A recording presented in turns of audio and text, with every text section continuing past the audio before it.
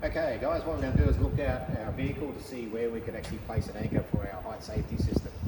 Most of our vehicles, a lot of our vehicles will have bull bars on them. Generally we'll look at this one being a Land Cruiser, it's a Cairns vehicle, but a lot of them are very similar to this. The main structure of the bull bar, we're going to make sure they're steel and they're very solid as we're going through. With the bull bar, also going to make sure that it's a welded bull bar. So welded means that they've got weld joints all around different places there and how it's fixed to the vehicle itself. Looking at a bull bar, there's lots of things on our bull bars. We have aerials put onto bull bars, we have winches on here as well, number plates and other things on the way through. So you've got to be careful we don't actually impede those structures as well. So when we look at the bull bar, we're going to look at where we're going to put the bull bar to our job and what's the best part of the bull bar to use. Also with the bull bar, these ones have got brush bars. We'll look at that shortly on the other side there. The brush bars we're not going to be able to use because they're bolted on. The other thing, these bull bars here, they do have a cover on the front of them, like a bumper rider. It's just to protect the bull bar itself or stop a little bit of impact. We've got to make sure that's welded if we're going to use that part as well. With our bull bars also, you can see here we've got the top part of a main frame coming around down the sides into here. We can use any part of that if we want to actually attach our sling to. We're going to try to use the curves themselves. So there's a curve here, the curve there. Once again, we've got to be careful we don't impede that actual cable through there. If we're going to do it, we've got to make sure that the sling won't go up and down as well. So we can fit it through to there. It's going to stay put where it's going to be and work from there. We wouldn't use the middle preferably because it can move from side to side and then become a little bit of a problem where it might loosen off through there. So usually it's going to be our points going to be here, on that side or that side, getting down nice and low here or here.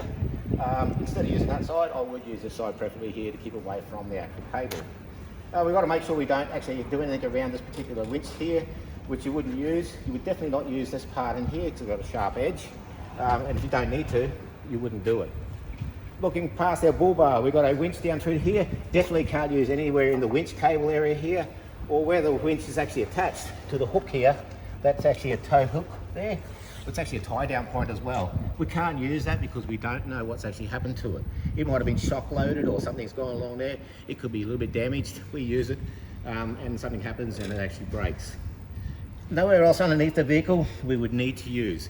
I know you've got a big diff underneath there which you could tie around, but that means it's just harder. That means your sling's going to come out underneath here and come up from your bull bar. Once again, we're going to keep it really simple. We would use the bull bar in this vehicle if we're going to use the front. This is a brush bar which is attached to the bull bar. It's only by a bolt here, which goes down here, down the side of the vehicle, along our side steps, and it's just for impact on the side when you're coming across trees. So if we are going to use the side of our vehicle, and maybe into the front here, we would have to come back in and start using some solid parts like our chassis through to here. Now if we're going to use the chassis here, it's got some sharp edges, lots of grease. This is where you're going to use your sandbags, which we should have plenty of those. Get your sandbag out, and you're just going to coil it up and wrap it around your chassis, just to protect your sling as it goes through. Okay, so moving back down along the vehicle, there's not a lot in the middle of our vehicle through here anywhere. Coming down at the back, it's got quite a lot of stuff we can work with down here. So on the back, we have our springs through here. Okay, once again, if you needed to, check your springs are okay, wrap your sandbag around there and hook onto that as well. Preferably though, rather than use the springs, if you come to the back of this vehicle, you've got a massive big chassis rail here. You would actually then use that, but being careful, you've got brake lines, there's also cables all the way through here. You've got to be really cautious that you don't actually put it around that and start damaging the vehicle itself. Once again, you're going to put the bag around there for any grease, sharp edges, making sure that you get right around, put your sling onto there and come out the side of your vehicle. Now also on this one here, you can see it's a tray back here. They have a tie rail here. We're not using the tie rail. This one here is pretty good because it's welded, but a lot of these ones, they're just really just sitting in there. They're only just a fitting there with a couple of screws on it to hold them. The idea of that is you just tie your load down onto it. It's not rated and we wouldn't use it. On the back of our vehicle, nothing else really here that we can use at all.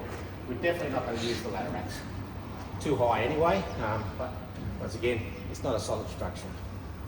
Moving around the back of our vehicle. All right, we're going to look at the back of the vehicle here as well. As you can see, it's got a pod on the back of this one here. We really wouldn't be using any part of the pod. What we're going to be looking at is basically coming down to our tow bar down to here. Tow bar is actually very solid. We know it's actually going to be towing vehicles, boats, whatever it might be. So it's going to be rated right up there to look after our people that's on the harnesses in case we have a problem. With this one here, we've got a couple of places we can hook onto. We can actually hook right around the tow bar itself. Quite solid steel, rounded edges, easy enough to get our sling around and come back out and pick up whatever we need to go up here. The other one we can look at is the back of the vehicle here on the tow bar itself, or the tow bar tongue. We can't use this tow bar tongue itself, okay, because it has been towing vehicles. We don't know what damage it might have had over the time. So what we do is remove this little pin here, which goes into here, pull out the main pin, so they actually sit together like that. Okay, we can then pull out our tow bar tongue, which comes right out there. So we get our anchor hitch, we can put our anchor hitch in here. Okay, what we also must do is we must replace the main pin back through our anchor hitch. Okay, goes right through, and we're going to replace our pin through there to make sure it's not going to fall out. Now our anchor hitch, it can go this way. Okay, so that means we can attach there and it can move up and down wherever we need it to be, and it's quite flexible. The other way we can also do it, moving our pin out, pin out, back in again, going in sideways, bring our pin back through. I won't put the pin right down, but that pin's got to click right in, and now our actual receiver can go that way as well. Okay, which gives us lots of flexibility. We're behind the vehicle a fair way, so it's not going to impede going up onto the angle, and we're going to have plenty of room to get past any part of the back of the vehicle there. Ideally, that'd be the one that you would be using straight away. If you can't, as I said, the vehicle didn't have one in, alternative is going around the back of the vehicle here. We would not be able to use any of these here, sharp edges, and once again, they've been there with a chain on there, that's the one that hooks onto your boat trailer or your trailer. We just don't know what damage that might have had over the period of time, and the edges are too sharp as well. Okay, so ideally, that one and that one are the main ones we're going to use.